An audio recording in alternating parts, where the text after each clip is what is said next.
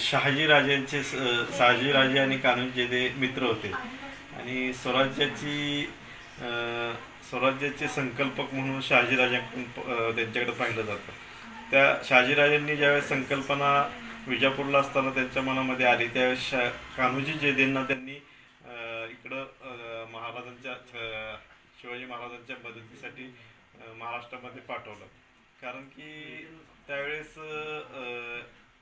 जे इकडचे सगळे वतनदार सरदार देशमुख मंडळी होते त्यांच्यावर वचक असणारे व्यक्ती म्हणजे कान्होजी जयदेव होते की त्यांचा आदर करणारे.